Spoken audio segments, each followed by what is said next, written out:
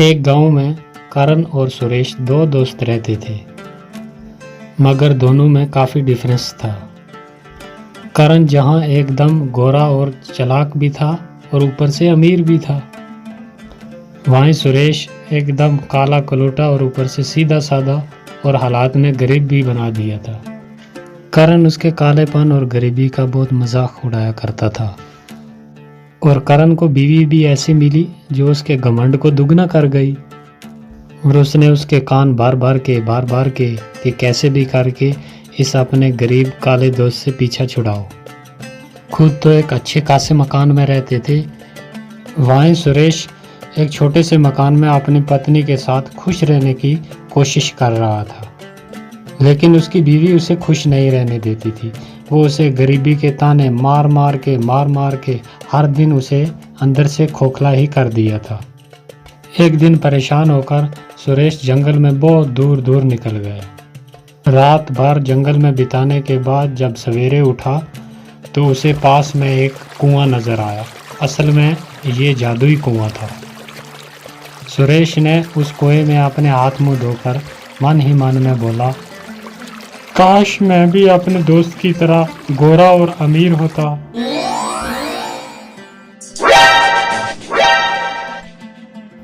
लगता है इन गांव वालों को पता चल गया कि मैं रात भर घर पर नहीं था, तभी ये ऐसे मुझे घूर घूर कर देख रहे। अरे आपके चेहरे को क्या हुआ? क्या हुआ? कुछ भी नहीं। तुम्हारे ताने सुन सुनकर मेरे कान पक गए, इसीलिए मैं जंगल में चला गया था, तो रात भर सोया नहीं, इसीलिए थोड़ा ऐसा दिखता हूँ। और क्या हुआ? अरे नहीं, थोड़ा नहीं, बहुत कुछ हुआ है। तुम तो अपने दोस्त से भी ज्यादा गोरे हो गए हो। क्या? ये कैसे हो गया? अरे ये तो चमकदार ही हो गया। मैं इतना गोरा कैसे हो गया अचानक एक रात में? फिर वो दिन भर सोचता रहा कि ऐसा चमकदार कैसे हो गया अचानक। फिर उसे उस कुएं की याद आने लगी और उस कुएं के बारे में पूरा दिन सोचता रहा कि ज़रूर कोई चमकदारी कुआं है वो। और यही सोचकर शाम को चुपचाप वो उसी जादुई कुएं के पास पहुंच गया और अपने हाथ पानी में डुबोते हुए बोला, आपने मुझे इतना गोरा बना दिया, थोड़ा दोस्त की तरह मुझे दान भी दे दो। ये बोलकर जब उसने अपने हाथ बाहर निकाले तो क्या देखता है कि दोनों हाथों में बहुत सारा सोना आ गया। फिर वो ये बात जाकर अपनी पत्नी को जब बोलता है तो वो यकीन ही नहीं करती, लेकिन उसके हाथों में इतना सोना देखकर उसे भी यकीन करने पर मजबूर होना पड़ा।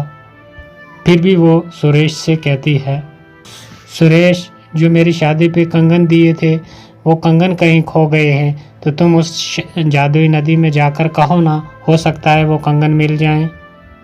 अरे जादुई कुएं में कैसे मिलेंगे जब हम वहाँ कभी गए ही नहीं आज दिन तक। मैं पहली बार गया हूँ जो वहाँ जादुई कुएं में खो गए हों या जंगल में खो गए हों। और बीवी की बात सुनकर वो फिर उसी जादुई कुएं के पास जाकर अपने हाथ डुबोकर पानी में कहता है, जब आपने इतना कुछ दे ही दिया है तो आप मेरी बीवी के कंगन भी दे सकते हो। ये कैसा चमकदार है? क्या ये जादुई कुएं आपका चमकदार है? हाँ बिल्कुल, मैं एक जादुई कुआं हूँ और तुम्हें जो चाहिए, जब चाहिए, जितना चाहिए, अपने लिए और अपने दोस्तों के लिए जो भी मांगोगे तुम्हें फौरन मिल जाएगा। आप सच कह रहे हैं? जादुई कुएं क्या? हाँ, लेकिन एक बात याद रखना, तुम अपने लिए या अपने दोस्त के लिए जो भी मांगोगे उसका तुम्हें दुगना दे दिया जाएगा। इस बात को अच्छे से याद रखना। अगर ऐसा है तो मेरा एक ही दुश्मन है और वो दोस्त है मेरा जिसके पास अच्छा मकान है। मैं चाहता हूँ कि उसके पास और भी मकान हो और भी दौलत हो।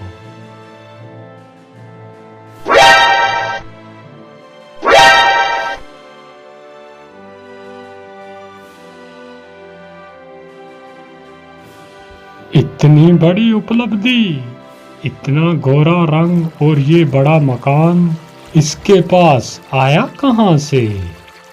यहाँ दिल का अच्छा और बोला सुरेश उस जादुई कुएं के सहारे मजबूर और बेबस लोगों की मदद करने में लग जाता है। वो उस जादुई कुएं के बारे में किसी को कुछ भी नहीं बताता, और वो किसी की भी कोई चीज़ खो गई हो या किसी को किसी चीज़ की ज़रूरत हो तो वो चुपचाप उस जादुई कुएं में जाकर अपने हाथ डुबोकर उन लोगों को वो चीज़ मुहैया करवा देता था। यहाँ तक कि वहाँ का जो राजा था उसका बेटा एक बार खो गया। उसे कभी भी ना पूछने वाला वो राजा भी दौड़ा दौड़ा उसके पास आया और सुरेश ने उसे दूसरे दिन आने को कहा। फिर रात को सुरेश चुपचाप उस कुएं के पास चला गया और अपने हाथ पानी में डालकर बोला, ए जादुई कुएं, ये राजा मेरी कभी कोई इज्जत नहीं करता था, लेकिन आज अगर उसका बेटा मिल जाए तो मेरी बहुत इज्जत बन जाएगी। बेचारा बहुत परेशान है, उनका बेटा मिला दो।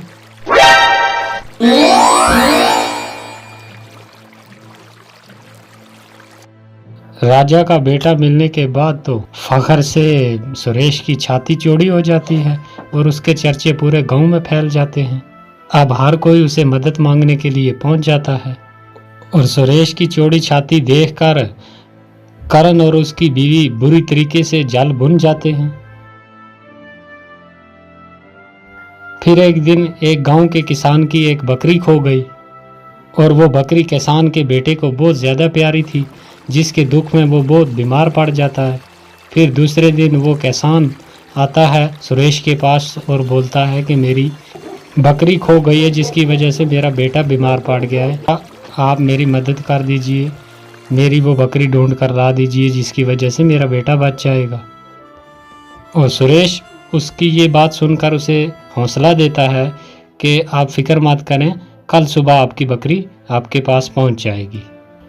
उसकी ये बात उसका भाई करण गिद्ध की तरह नज़र जमाए हुए ये बात पूरी सुन लेता है और सुरेश जब बकरी ढूंढने के लिए जाता है तो उसके पीछे पीछे उसका वो दोस्त करण भी उसका पीछा करता करता वो भी पहुंच जाता है और उसे ये सब करते देख लेता और सुन भी लेता है और उसे सारी बात समझ में आ जाती है कि ये जादुई कुआं है। और अमरीश के वहां से जाते ही वो जल्दी जल्दी उस कुएं के पास पहुंचता है और उस कुएं में वो भी अपने हाथ डालकर कहता है, मेरी बीवी को सर से लेकर पाँव तक सोने से लाद दो, बहुत सारा सोना दो मुझे। धन्यवाद जादुई कुएं, अब मैं भी आपसे हर चीज मांग कर ले जाऊंगा। हाँ, मगर याद रहे, तुम अपने दुश्मन के लिए जो भी मांगोगे उसका तुम्हें दुगना मिलेगा। मैं भला अपने दोस्त या किसी दुश्मन के लिए क्यों मांगूंगा, मैं तो सारी जिंदगी अपने ही लिए मांगूंगा। हाँ। और घर पहुंचने पर जब उसकी बीवी उसके हाथ में इतने गहने देखती है वो तो खुशी से पागल ही हो जाती है। इस तरह से तो हम दुनिया के सबसे अमीर तरीन इंसान हो जाएंगे और हमारी बराबरी का कोई भी नहीं रहेगा। अरे क्यों नहीं, वो सुरेश है ना, वो तो हमारी बराबरी का है ना, उसे उस जादुई कुएं का पता है। तो कुछ ऐसा करो ना ताकि वो वहां तक जा ही ना सके। क्या करूं, तुम ही बताओ, आज तक तो आप ही की मान कर चलता रहा हूं, आज भी कोई सलाह दे दो। तुम ऐसा करो, उसे अपाहिज कर दो ताकि वो वहां तक जा ही ना पाए, फिर सारे कुएं के मालिक हम खुद ही हो जाएंगे। हाँ ठीक है, ऐसा ही करूँगा मैं। दूसरे दिन फिर खुशी खुशी करण जो है वो उस कुएं के पास पहुंच जाता है और अपने हाथ डालकर बोलता है, ए जादुई कुएं, मुझे बहुत सारे कपड़े साड़ियाँ दो मेरी बीवी के लिए। ए जादुई कुएं, मैं चाहता हूँ कि मैं ही आपके पास आऊँ, इसलिए मेरे दोस्त सुरेश को अधमरा कर दो ताकि वो यहाँ तक पहुँच ही न सके। तुमने बहुत बड़ी गलती कर दी करण। मैंने पहले के दिन आपको बोला था कि तुम अपने दोस्त या दुश्मन के लिए जो भी मांगोगे उसका तुम्हें दुगना मिलेगा, और तुमने मांगा कि मेरे दोस्त को अधमरा कर दो, इसलिए तुम पूरे ही मारे जाओगे। अरे नहीं नहीं, गलती हो गई मुझसे, गलती। लालच में करण को कुएं की बात याद ही नहीं रही और उसने लालच में आकर अपनी जान से हाथ धोने पड़े। तो दोस्तों, इस कहानी से हमें ये सीख मिलती है कि अगर तुम्हें किसी चीज़ से कुछ मिलने लग जाए तो उसकी कही हुई बात और उसके रूल जो है वो कभी ना भूले, वरना अपनी जान से भी हाथ धोना पड़ सकता है। तो ये थी दोस्तों आज की कहानी। तो आपसे रिक्वेस्ट है कि चैनल को सब्सक्राइब कर दें और वीडियो को जाते टाइम लाइक कर दिया करें, ताकि हम दूसरी वीडियो आपके लिए जल्द अपलोड कर सकें।